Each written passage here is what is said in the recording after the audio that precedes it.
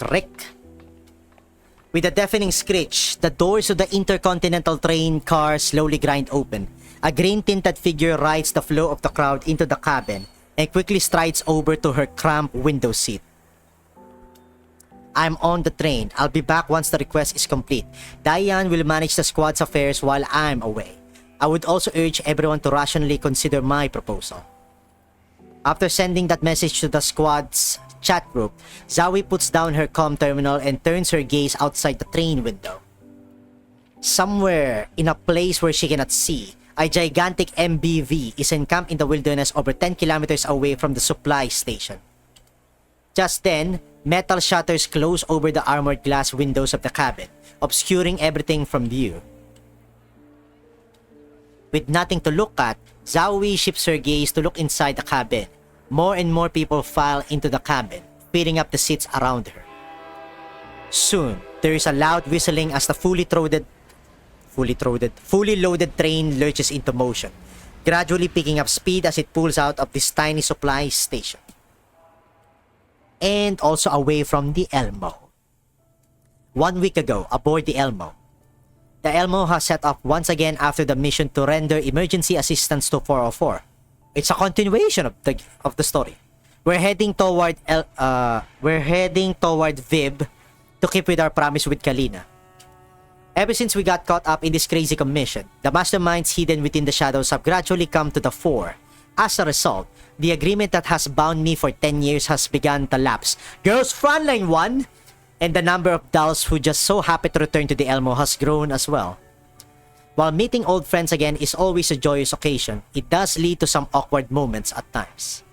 For instance, a herd of upshares in a place like this. Oh, why does she look mad? Diane is not amused. That does seem to be the case. What should we do about them, Commander? 3 minutes ago, I was chatting idly with the others when I got a report from Mailing. The Elmo encountered a herd of upshares while cruising across the landscape. I reflexively began issuing orders to the dolls around me in order to get us into action quickly and minimize damage to the MBB's undercarriage. Centoresi, Macchiato, guard the forward engine. Monsoon Squad will cover the rear. Diane, Jiangyu, and Zoe flank from behind and pick off any ops hairs that approach. Wait, why is Macchiato already here in the Elmo? Only Centoresi and Sharkray are here. From the Zuchiro Cafe. Did they retcon the story? Which means Springfield is also in the Elmo. Did they accidentally leak who's gonna be the next doll that's gonna come out after Zoe? Because Macchiato is here now. Which means it might be Springfield for the next T-doll that they're going to release. Because Macchiato and Springfield were together during the Zuchiro Cafe story. Jawol. Understood. Hehe, time for me to show my stuff. As I finish giving orders, the dolls reply in the affirmative one after another. The sole exception is the doll in green before me, who's stroking her knife as she quirks up an eyebrow. Am I a part of this operation too? Oh no. I smile sheepishly as I look at her. Well, am I? Uh-oh. She's mad.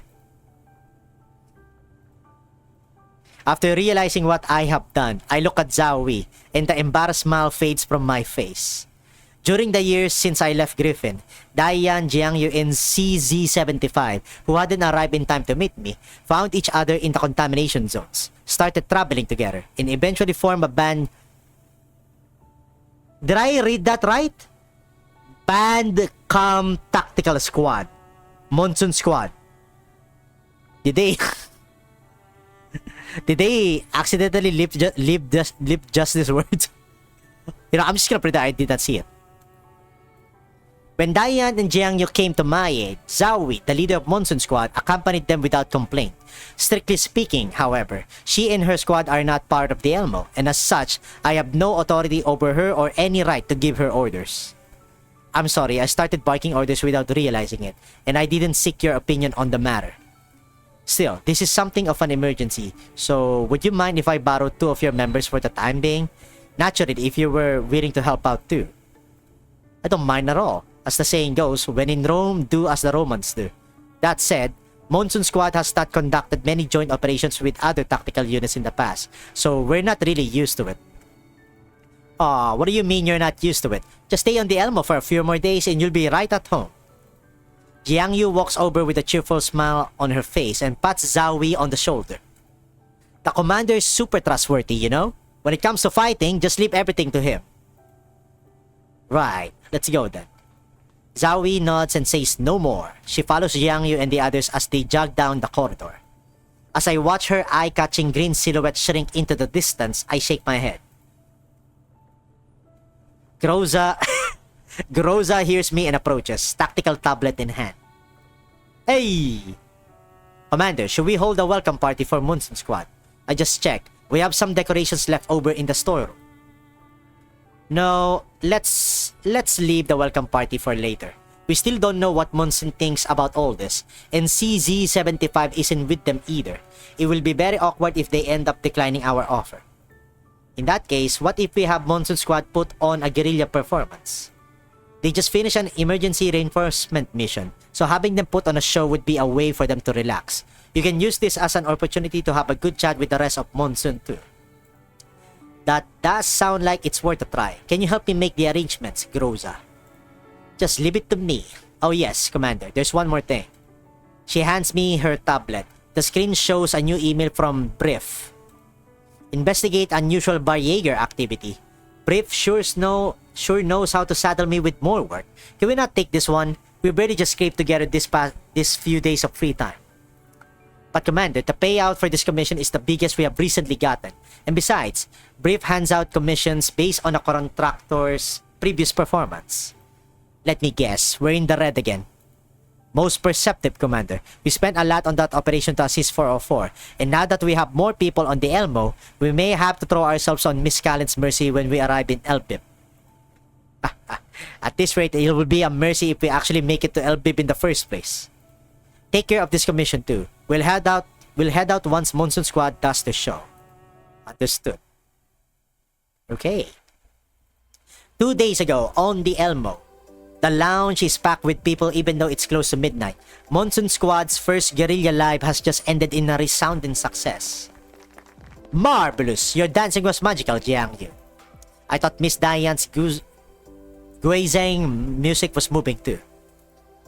I preferred Miss Zawi's sauna accompaniment. The solo near the end was quite stirring. Upon hearing people praise them, Jiangyu pops up her chest with a smug look on her face. How's that, Commander? I did well, didn't I?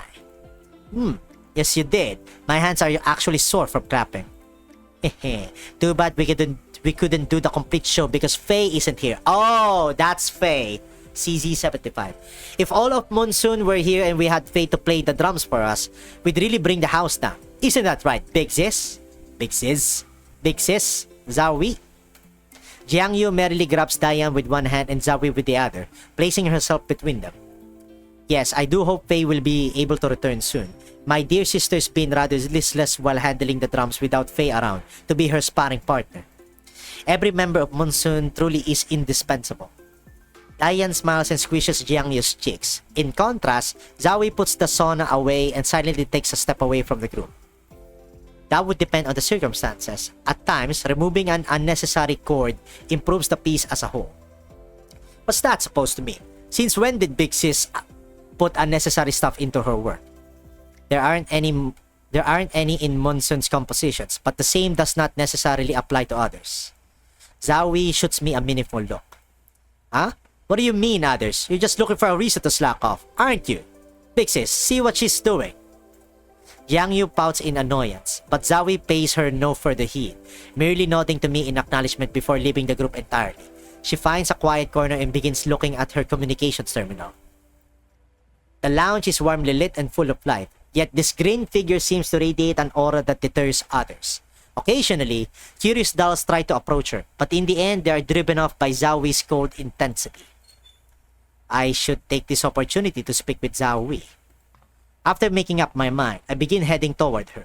However, right as I do so, Zoe suddenly puts her terminal away and approaches me instead. Commander, are you free? There's something I'd like to discuss with you. Of course. In fact, I was just about to speak with you. Or speak to you. Zoe raises an eyebrow in surprise. I'll get right to it then. Commander, I would like to leave the Elmo for a while. Oh? Pardon? Please don't get me wrong. This is purely a personal matter. A friend of mine needs my help with the commission. I think that it is a good chance to consider the future for you, me, and Monsoon Squad. Zoe's words take me completely by surprise. Still, she has a point. This is a good chance for her to take some time and consider the future of Monsoon Squad. By all means, I have no objections to that. Thank you, Commander. That's all I have to say. You said you wanted to speak to me? All the words I had in mind seemed to lose all meaning in the face of Zoe's calm expression. Oh well, perhaps now is not the right time. It's nothing. We can talk about it when you get back. Since you're heading out, you should talk to your teammates about it. After giving up on the idea of having an in-depth conversation with Zoe, I nod to her and leave the lounge. Feels bad, man, for the commander. Zoe watches the commander leave, and then she turns her gaze to Jiangyu and Diane, who are in the middle of a throng of dolls. Should she interrupt this lively gathering now? Zoe wonders. However, Diane seems to sense Zoe looking at her, and she soon exits the group to approach the latter. Zoe, what were you talking about with the commander just now? He was just saying hello.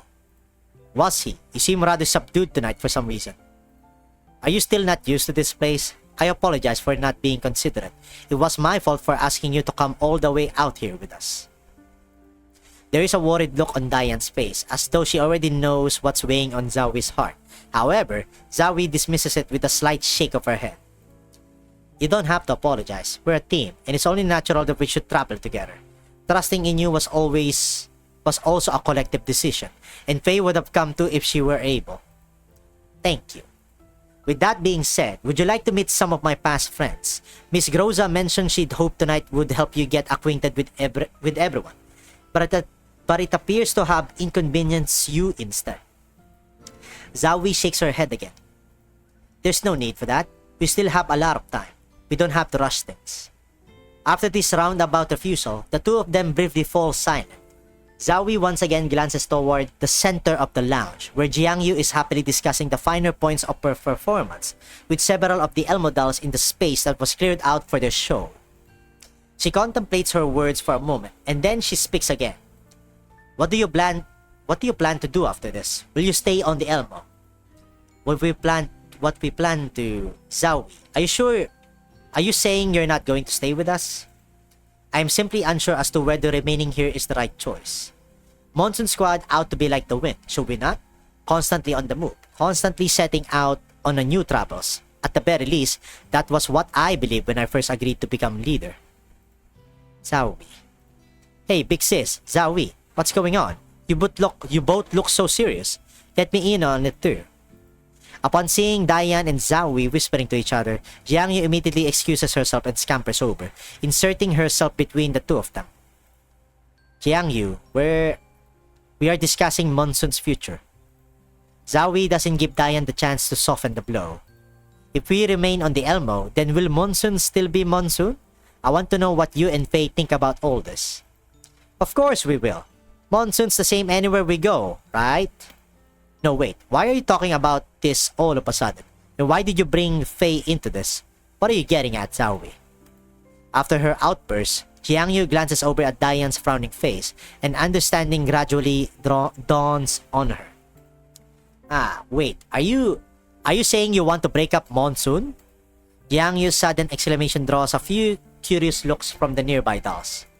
Jiangyu grabs Zoe by the shoulders and starts shaking her, not daring to believe her ears. Zoe remains silent, neither nodding nor shaking her head. But why? We're a team, aren't we? Even if you're the leader, you can't decide to break us up just like that. Yes, Zoe, even if you're not used to the Elmo. Calm down and listen to me. I did not say I was going to break up Monsoon. Zoe calmly raises her terminal and shows it to the two of them.